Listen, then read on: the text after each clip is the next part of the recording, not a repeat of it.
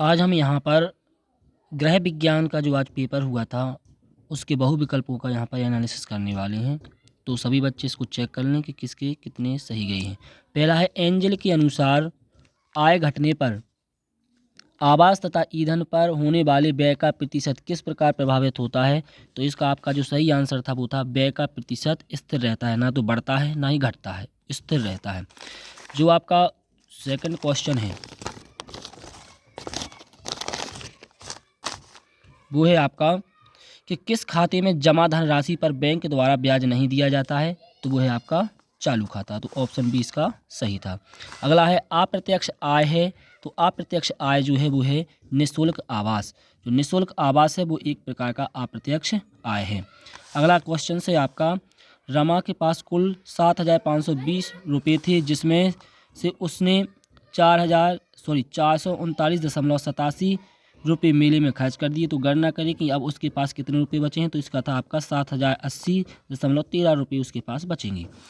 अगला प्रश्न है आपका कि अतिसार किस ऋतु में अधिक फैलता है। तो ये वर्षा ऋतु में सबसे अधिक फैलता है, या ज़्यादा अत्यधिक गर्मी हो तब फैलता है, लेकिन यहाँ पर अत्यधिक गर्मी नहीं है तो आपको ध्यान रखना है वर्षा ऋतु में ही फैलता है।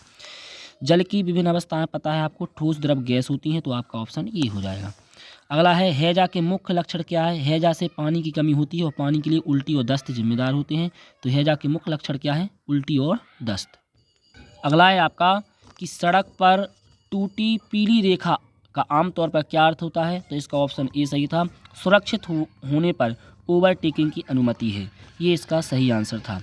अगला है आपका कि निम्न यातायात प्रतीक क्या दर्शाता है। ये जो यातायात प्रतीक है तो वैसे ही आपको दिख रहा है, सर्कल बन रहा है गोल गोल, तो ये लिखा था गोल मार्ग, चौराहे को ये दर्शाता है। अगला जो आपका प्रश्न है वो है आपका, पसीने के धब्बे को किसके प्रयोग से दूर किया जाता है।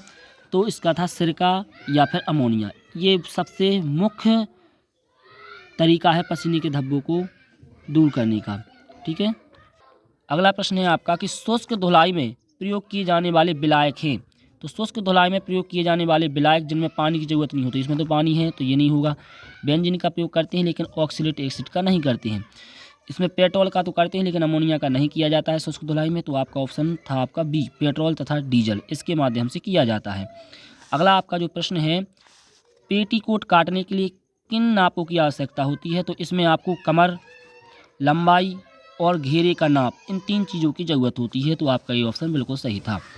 अगला है, कोयले के जलने से कौन सी विषैली गैस निकलती है। तो सभी जानते हैं कि कोई भी चीज़ जलती है जब तो कौन सी CO2 गैस, कार्बन डाइऑक्साइड निकलती है।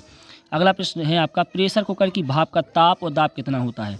तो ताप चाहिए होता है उसे 110 डिग्री सेंटीग्रेड और दाब चाहिए 15 पाउंड, ध्यान रखना है। सामान्यतः रोगी को ऊर्जा पूर्ति के लिए क्या देना चाहिए। तो ऊर्जा के लिए हमें पर्याप्त मात्रा में कार्बोहाइड्रेट युक्त भोजन पदार्थ देना चाहिए।